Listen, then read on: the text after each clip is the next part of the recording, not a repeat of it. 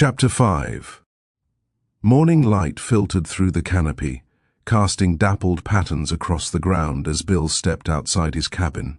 His home, tucked deeper into the forest than the rest of the Cohens, stayed hidden and quiet, shielded by towering trees and thick underbrush. That isolation had kept them from Richard and Helen's view the night before. Only cicadas hummed, accompanied by the occasional rustle of leaves, a stark contrast to the murmurs of the settlement farther off. Inside, warmth from the fire spread through the hearth as Bill worked over breakfast. Richard and Helen sat at the modest table, their faces brighter than the night before. Richard's expression softened as he glanced around the space, clearly taking in the simplicity of the home with appreciation. "This is a fine home you've built for yourself," Richard said, voice warm. "It's peaceful here. A good place to get away from the madness of the world." Helen nodded, her sharp gaze scanning the room. "It is peaceful," she agreed, then let her eyes settle on Bill. "I can't help but wonder what made you choose such a quiet life, especially out here." Bill stirred the pot over the fire, the stew's savory aroma rising. He turned back toward them, resting lightly against the counter. "I grew up here," he said. "The forest has always felt like home. Quiet, yes, but it suits me." Richard smiled, clearly sensing the fondness in Bill's tone. "There's something to be said for the quiet life. Most people in the great cities would give anything for a place like this." Helen's gaze lingered as she looked around. "It must be nice," she said. "A life without the noise and troubles of the outside world. Not many would choose to live so removed, though." Bill caught the subtle edge in her voice. He shrugged. "The forest offers everything I need. It's not for everyone, but it's treated me well." Helen tilted her head, her expression unreadable. "I suppose it would take a certain kind of person to make it work. Not just anyone could thrive out here." Richard chuckled, unaware of the tension creeping in. "That's the truth. Too much noise, too many people trying to outdo one another. The great cities are nothing but a constant race. It's refreshing to meet someone content with what they have." Bill nodded and turned back to the stew. "The great cities and their troubles don't suit me. Here, life stays simple." Helen said nothing at first. Her eyes remained on him, watching, searching. Then she exchanged a glance with Richard, a flicker of thought behind her gaze. Richard smiled again. "Well, whatever the case, we're grateful. It's not every day you meet someone willing to share what little they have." Bill stirred the stew again. The tension, though unspoken, pressed into the space. He turned, face softer. "I can take you back to the outer road after breakfast if you'd like." "It's no trouble." Richard looked up. "That's very kind of you, Bill. We don't want to be a burden." Helen nodded, her eyes still thoughtful as they lingered on him. Bill shrugged. "It's a fair distance. The road can prove tricky to find sometimes." He glanced out the window. Dark clouds gathered fast across the sky. Richard smiled. "We appreciate it, Bill. Truly." After breakfast they gathered their things. As Bill led them through the forest, only their footsteps broke the silence. Dense trees arched above, filtering the morning sun. Richard walked beside him, curiosity growing, his questions pushing deeper. "How long have you been out here, Bill?" he asked, voice casual though his eyes searched the surroundings. Bill kept his focus forward. "It's been years. I enjoy the stillness. Life away from everything." Richard nodded, clearly weighing something behind his expression. "I imagine that gets pretty lonely," he hesitated, gaze shifting to Bill. "Not much in the way of neighbors, is there?" Bill picked up on the shift, subtle but present. "It's a good place for solitude," he said. "However, there are people I know who live in the encampment nearby, not far." Helen, quiet until now, walked with purpose. Her silence held weight. She spoke after a beat, her voice steady. "Who else lives in this forest?" Her tone carried curiosity, too direct to ignore. "Besides you, I mean." Bill's eyes flicked toward her. The way she asked stirred something in him. He glanced at Richard, then looked ahead again, his pace slowing slightly. Sometimes to be far removed from the world is the safest thing. His tone stayed even, but his gaze drifted to the past. Others out here prefer to remain unseen, to keep to themselves. Helen said nothing in response. Still, she studied him, her eyes sharp and searching. Bill felt her gaze pressing against him, but she offered no more words, falling back into quiet. They moved deeper into the forest. The storm pressed closer now, the air thickening with the promise of rain. Bill quickened his steps. "We should keep moving. Storm's coming faster than I thought." The rest of the walk passed in silence. Leaves rustled overhead. Sunlight filtered through the branches, casting flickering shadows. Bill's mind stayed focused, turning over the questions Richard and Helen had asked. At the forest's edge, Bill stopped and faced them. "I wish you luck on the rest of your journey. Safe travels to you both." Richard smiled and nodded. "Thank you, Bill, for your kindness. If our paths cross again, I'll be sure to repay you in kind. Take care of yourself." Helen offered a quiet, genuine smile, her eyes lingering on him longer than expected, like she had more to say but chose not to. Bill watched them follow the path. He stood still, letting the moment stretch longer than it needed to. Richard seemed sincere, grateful, kind. Still, something in his voice, the way his curiosity sharpened, nagged at Bill. The questions felt less like conversation and more like a search. And Helen, her silence unsettled him more. Her questions came fewer, but each one struck with precision. The gaze she held felt measured. He shook his head, brushing away the thoughts. They were just travelers, nothing more. He turned and walked back into the forest, their footsteps fading behind him as the trees swallowed the path once again. Thoughts of Richard and Helen stayed with him. He tried to push it aside, letting the trees surround him again, calming him. But the questions remained. Then, a scream, distant but clear. Helen's. Bill's heart lurched. He spun, falx drawn in one motion. The blade flashed in the fading light. He ran. Boots struck the ground, each step faster than the last. The storm roared overhead, closing in fast. He slowed as he neared a clearing. Behind a cluster of trees he crouched, approaching with careful step. He took in the scene before him. 6 soldiers.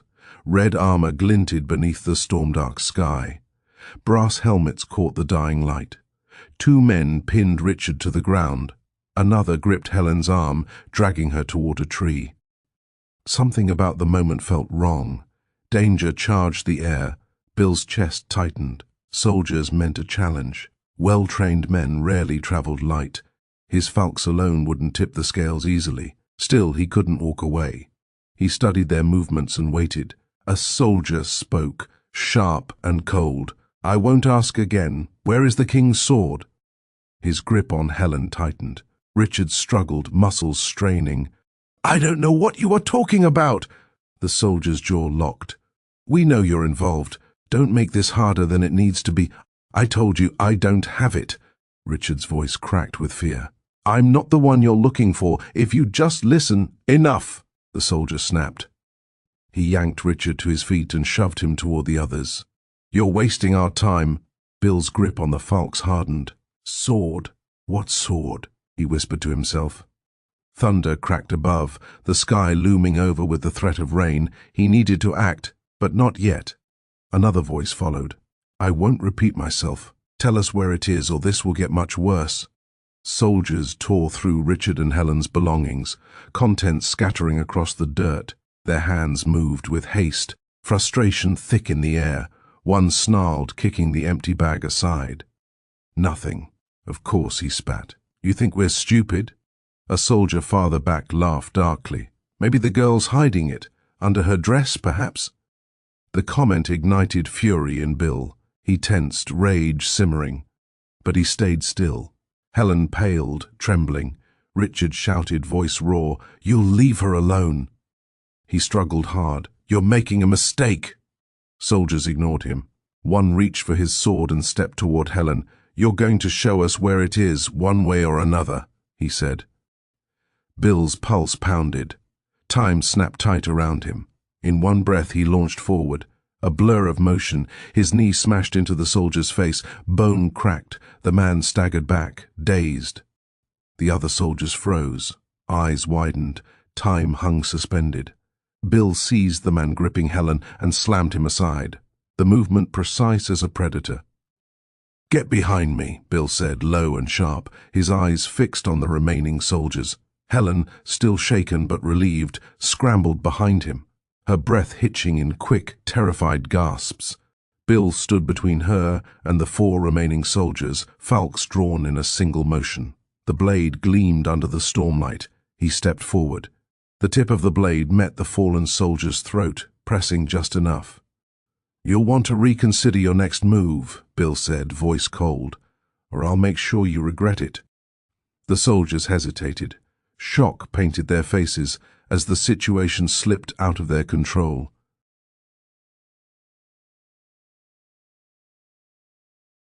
Chapter 6. The soldiers shifted, doubt creeping in as they evaluated the situation. Their leader, hand on his sword, sneered. "You think you can stop all of us, boy?" Bill didn't flinch. "I don't need to stop all of you. Just need you to understand your position." The leader hesitated, narrowing his eyes. He measured Bill, reading the danger. His grip on the sword shifted, but tension anchored his feet. "No one needs to die today," he said, voice rough. "But you've made this complicated. This woman," he motioned to Helen, "and this man, gesturing at Richard, are thieves. They've taken something that doesn't belong to them." Richard stiffened, face pale, but he said nothing. Helen's eyes flickered with confusion, but she stayed close behind Bill, trying to make herself as small as possible. The soldier continued with a sneer. "We know you've taken the king's sword. We've been tracking you for months." His gaze flicked to Richard, holding him tighter. "And now you've made this personal." As his eyes returned to Bill, he concluded, "If you're smart, you'll step away, or things will get much worse." Bill tightened his grip on the falchions, pulse racing. He kept his face calm. "I don't know what you're talking about. If you think they've stolen something, you've made a mistake." The soldier's expression hardened. Richard remained pinned, the threat against him clear. "I won't ask again," he said coldly. "Where is the sword? Hand it over now, or I'll make sure your friend never sees the light of day again." Bill's mind worked quickly. He needed to stay calm in order to protect Richard and Helen. The soldiers held their weapons tight.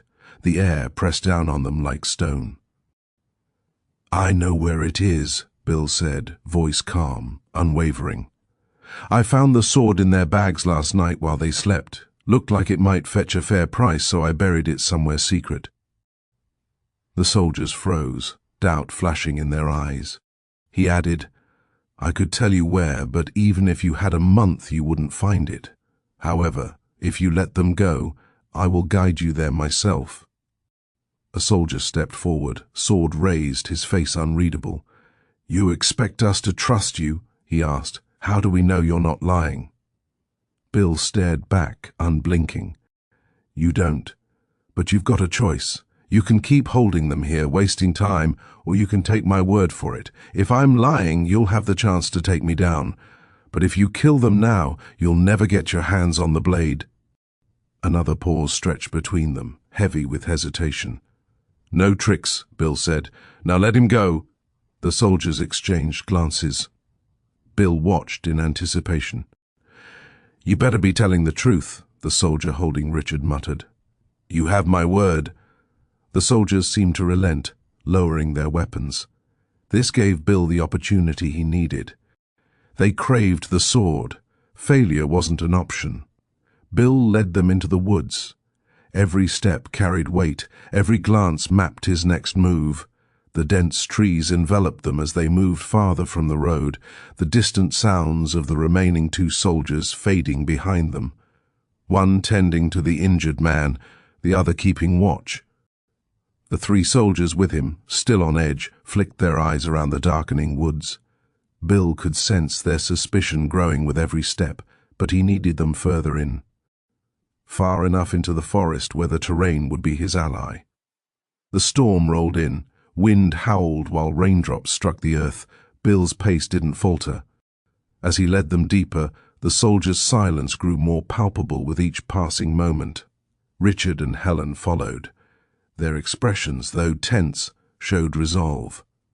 Bill didn't look back, knowing it would only distract him from what he had to do next. He couldn't afford to slip up now. A soldier behind him growled. "How much longer?" Bill turned his head slightly. "Not far," he said, voice calm. "I'll let you know when we're there." Metal scraped against armor as the soldier's nerves started to fray. The trees thickened. The path narrowed. Bill kept his eyes sharp.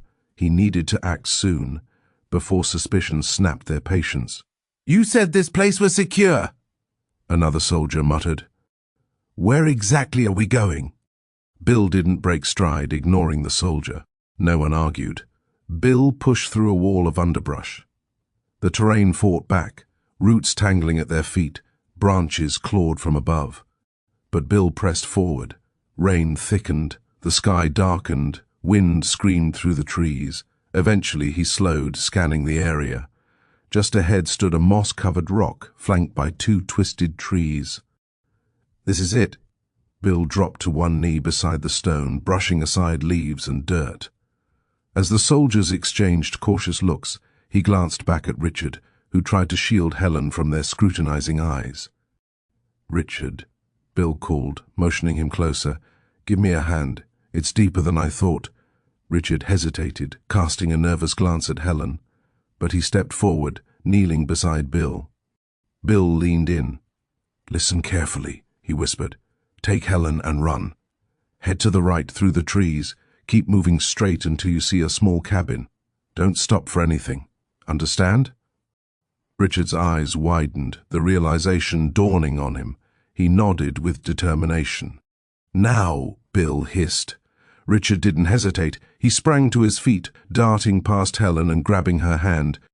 "Come on," he shouted, his voice cutting through the downpour. "What are you doing?" a soldier shouted, sword half raised. In one fluid motion, Bill scooped up a handful of wet dirt and leaves, hurling it into the faces of the soldiers. Their shouts of anger echoed through the forest as they stumbled backward, blinded. Without missing a beat, Bill tackled the nearest soldier to the ground, driving his shoulder into the man's midsection. The impact sent the soldier sprawling, his weapon clattering to the ground. "Go!" Bill roared over his shoulder as Helen and Richard disappeared into the trees. The soldiers scrambled to their feet with confusion and rage in their eyes. "After them!" one shouted as two of them broke off in pursuit of Helen and Richard, their armor clinking as they vanished into the rain-soaked undergrowth. The remaining soldier turned his attention to Bill, his face twisted with fury. "You think you're clever," he snarled, drawing his sword.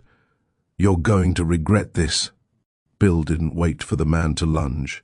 He spun on his heel and bolted in the opposite direction, weaving through the thick trees and undergrowth. The storm grew fiercer. Rain pounded against the canopy above, spilling onto the forest floor. The dense foliage and uneven terrain worked in Bill's favor, making it nearly impossible for the soldier to track him. The soldier cursed loudly, his shouts muffled by the sound of the storm. "You can't run forever!" Bill smirked, darting through the terrain like a ghost. He didn't need forever, just long enough to circle back. The forest wrapped around him, familiar and wild. Every step took him deeper into his own domain. Meanwhile, the storm showed no signs of letting up. The howling wind and driving rain swallowed every sound except the frantic beat of his own heart.